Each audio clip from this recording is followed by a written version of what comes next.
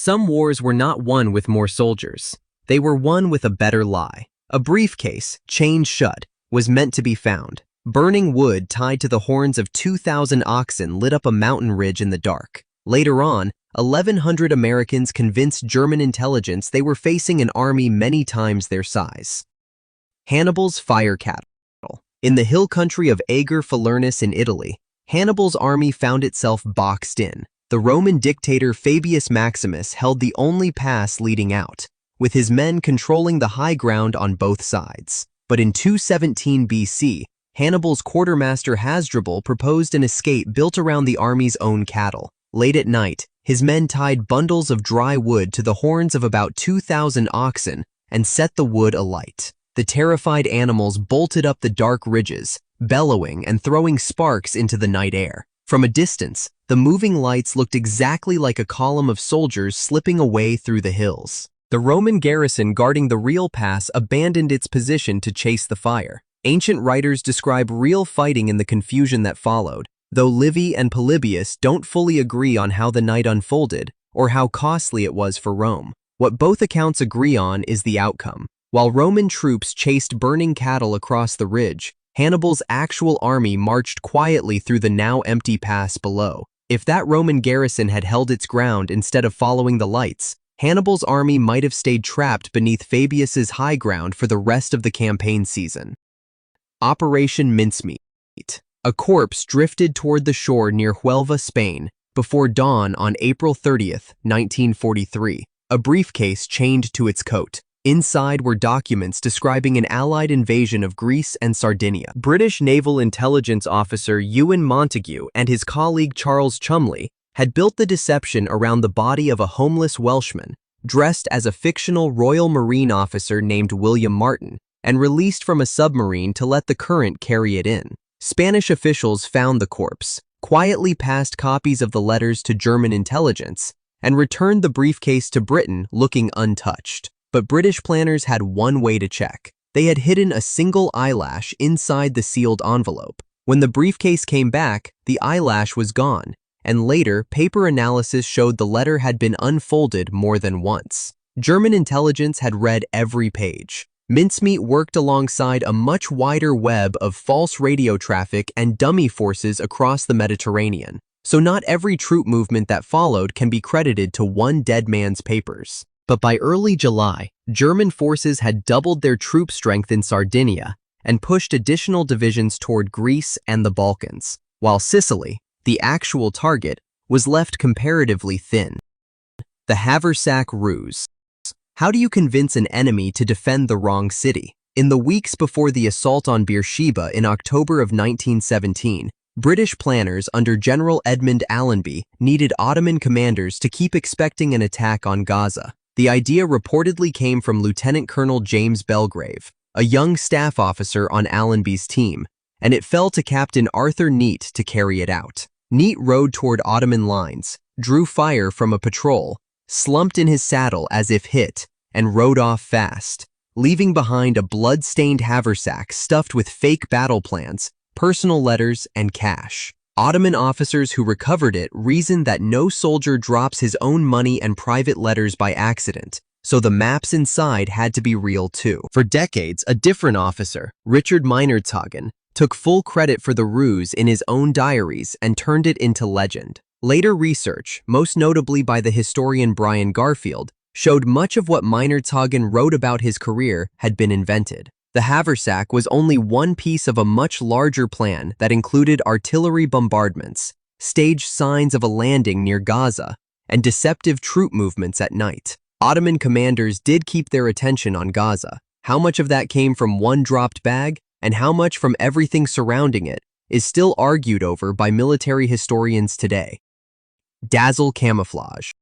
A slow, smoke-belching cargo ship had no real way to hide from a submarine in open water. By 1917, British Lieutenant Norman Wilkinson had decided not to even try. Instead of gray paint meant to blend in, he proposed loud, clashing stripes in black, white, and blue, cutting across the hull in sharp diagonal patterns. The goal wasn't invisibility. A submarine commander lining up a torpedo shot needed to judge a ship's course and speed through a narrow periscope sight. and Wilkinson's stripes broke apart the straight lines he relied on to do it. At the Royal Academy of Arts in London, Wilkinson's team tested painted wooden models by spinning them under a real periscope lens, while 11 women art students translated the winning designs into full technical plans for ship painters. The Admiralty approved the scheme, and by the end of the war, more than 4,000 British ships wore Dazzle paint. One Royal Navy commander later wrote that after the paint job,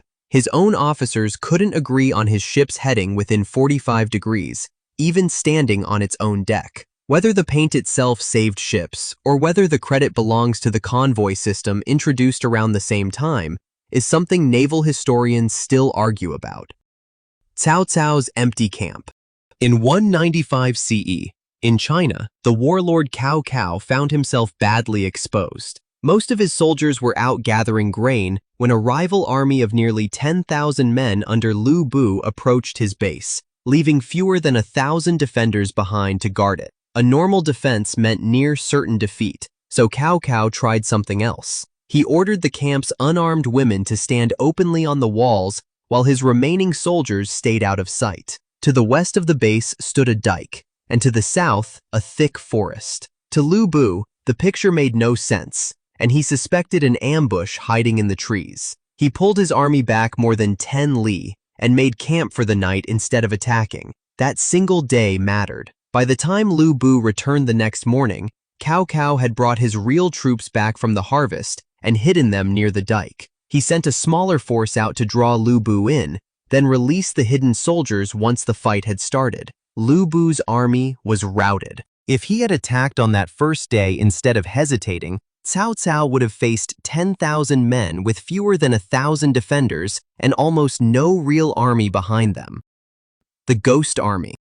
In a foggy French forest during 1944, 4 young American soldiers lifted a full-size fake Sherman tank onto their shoulders. Built from rubber and canvas, once inflated with an air compressor, it looked like the real thing from the ground, or from the air. These men belonged to the 23rd Headquarters Special Troops, a secret unit built specifically for tactical deception. Colonel Harry Reeder took command when the unit was activated in January of 1944, pulling together artists, sound engineers, and radio operators drawn largely from art schools and ad agencies. Across 22 deception operations in Europe, about 1,100 men could simulate 2 full divisions, roughly 30,000 troops, using inflatable vehicles, fake radio traffic, and recordings of tank engines and truck convoys played through speakers loud enough to be heard 15 miles away. Estimates raised during the push for their Congressional Gold Medal put the number of lives saved somewhere between 15,000 and 30,000,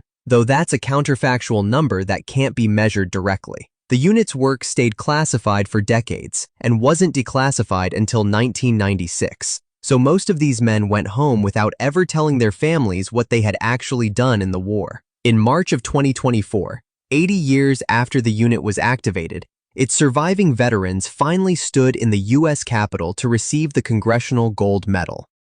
Operation Bertram. By late September of 1942, filmmaker turned camouflage officer Geoffrey Barkas led the team building Britain's physical deception ahead of the Second Battle of El Alamein in Egypt. In the flat, open desert, there was nowhere to truly hide an army from the air, so Barkas's team disguised it instead. Real tanks in the north were fitted with light canvas covers called sun shields, built to make each one look like an ordinary supply truck from above, a switch that happened only in the final 2 nights before the attack, after weeks of ordinary-looking trucks parked in that same spot. In the south, engineers extended a dummy water pipeline at an apparent pace of about 5 miles a day, built from empty fuel tins and dummy pumping stations laid across the sand. To German reconnaissance, the picture told a clear story. The real attack would come from the south, and not for days yet, since the pipeline wasn't finished. Rommel wasn't even in Egypt when the attack began. He was on sick leave in Germany, and his replacement, General Georg Stumme, collapsed from a heart attack in the first hours of the battle. The captured General Wilhelm von Thoma later told Montgomery he had believed the Allies held 1 more armored division than they did, somewhere to the south. If reconnaissance had spotted the real tanks in the north before the attack began, Bertram's deception would have collapsed. Operation Cornflakes. Handing out anti-Nazi leaflets on a German street could get a person arrested, so by late 1944, OSS Morale Operations Officer John Pfister was supervising a different way in, through the mail. Forged letters and a fake underground newspaper, made to look like it came from within Germany itself, were sealed into envelopes stamped and addressed like real German business mail. American P-38 fighter bombers began targeting German mail trains, and after each wreck, a second wave of aircraft dropped their own forged mailbags into the debris, mixed in with the real undelivered post. German postal workers, following standing orders to recover and deliver whatever mail survived, carried the forged letters straight to people's doors along with everything else. Separately, OSS artists produced a parody German postage stamp that turned Adolf Hitler's profile into a skull, printing the words Fuchsches Reich in place of Deutsches Reich, ruined empire instead of German empire. From February through April of 1945, aircraft from the 14th Fighter Squadron of the 15th Air Force dropped 320 mailbags containing about 96,000 forged letters across 10 missions over southern Germany and Austria. By then, entire neighborhoods were being reduced to rubble by the Allied bombing campaign, and plenty of addresses on those envelopes no longer existed to receive them.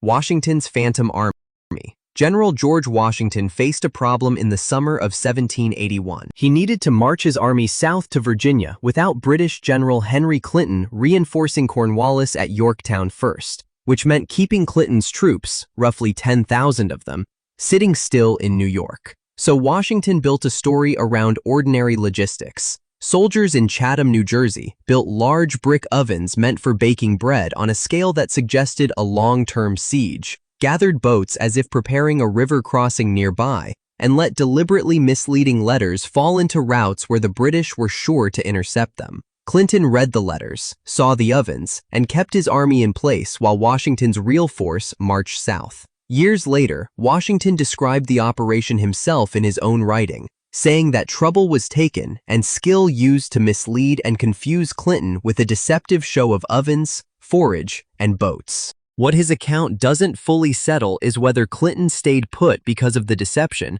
or because he was simply unwilling to move without firmer word from London. Historians still weigh both explanations against each other. Operation Fortitude. In the weeks before D-Day in 1944, British radio operators sat in trucks scattered across the English countryside, tapping out hundreds of fake military orders every day. The signals describe the daily routine of an entire army group, the 1st United States Army Group, supposedly preparing to cross the channel at its narrowest point toward Pas-de-Calais. That army existed only on paper and on the air. Its commander was General George Patton, a name German high command respected more than almost any other Allied officer, and his real, highly visible appearances near the coast served as living proof of a force built mostly from plywood, canvas, and static. Double agents working for British intelligence, most famously a Spanish operative known to his German handlers as Garbo, fed confirming reports back to German intelligence at every step. When the real invasion hit the beaches of Normandy, German command still believed for a time that it was only a diversion and that the true attack was still coming at Calais. Accounts differ on exactly how long that belief held, with some sources describing lingering expectation for weeks and others describing serious doubt setting in within 2. What isn't disputed is that roughly 15 German divisions stayed put near Calais during the critical early weeks after D-Day, guarding against an invasion that had already happened somewhere else.